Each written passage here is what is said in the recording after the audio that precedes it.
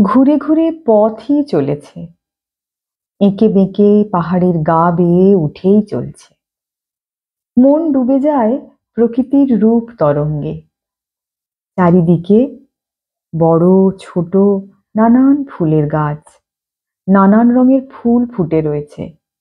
নদীর অপর পারে পাহাড়ের মাথায় বরফ ঢাকা। কোথাও বা জলপ্রপাত নামছে, জলকণার ওড়না উড়িয়ে পাহাড়ে পাহাড়ে প্রতিধ্বনির ঝংকার তুলে।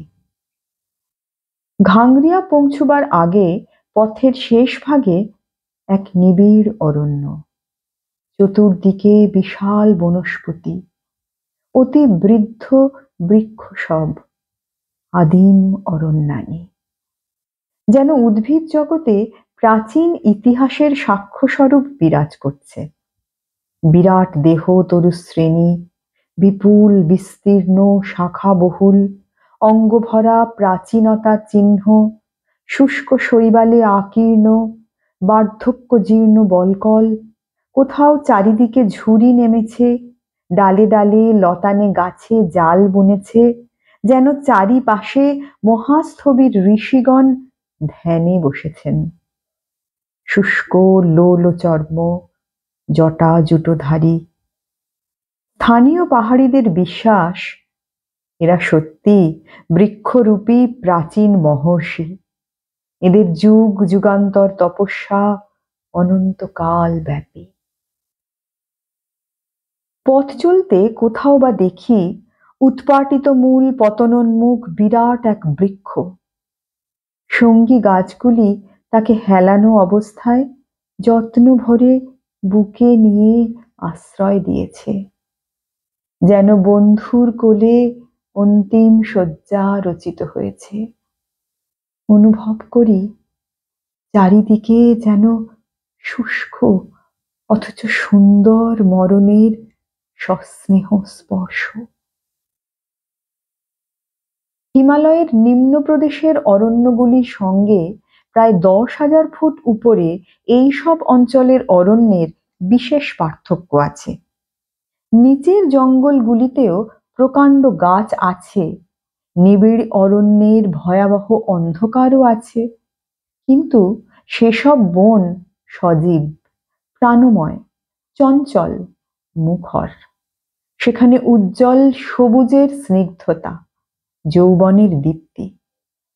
চারিদিকে গিরি নির্ঝরিণীর উচ্ছলিত জলকল্লোল, গাছে গাছে শাখা শাখে বিভিন্ন রঙের পাখির সুমধুর কাকলি, পাতায় পাতায় বাতাসে মর্মর ধ্বনি তোলে।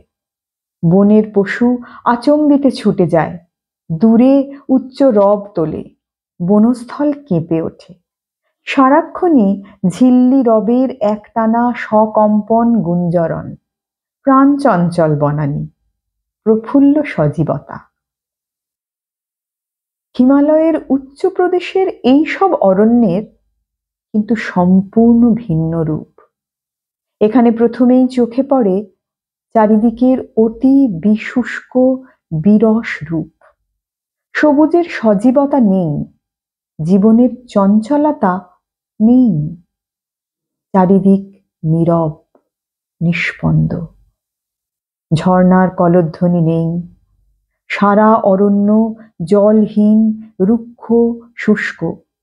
পশুপক্ষী কীটপতঙ্গের কোনো নিদর্শন নেই, তাই প্রাণের চঞ্চলতাও নেই। বাতাসও স্তব্ধ হয়ে আছে, তাই মর্মর ধ্বনিও নেই। এক বিরাট নিস্তব্ধতা সারা বনস্থলটিকে যেন পরিপূর্ণ ভরাট করে রেখেছে। চলতে গিয়ে নিজের পদধ্বনিতে নিজেই চমকে উঠি। প্রচণ্ড কোলাহলে যেমন কানে তালা লাগে, এই নিস্তব্ধতাও ঠিক তেমনি কানে বধিরতার ভাব জাগায়। আদিমকালের আদিম অরণ্যানী, শব্দ নেই, ভাষা নেই, বর্ণের বৈচিত্র্য নেই, প্রাণের স্পন্দন নেই। জীবনোত্তর লোকে মহাস্থবির সন্ন্যাসীর বিভূতি বিভূষিত ঊষর কান্তি, ধ্যানস্তেমিত নিশ্চল নীরব মূর্তি। মনে হয় তুচ্ছ জীবন মৃত্যুর পরপারে অনন্তকালের এক মহা অরণ্য রাজ্যে এসে পৌঁছেছে এক অতি ক্ষুদ্র নগণ্য মানব শিশু।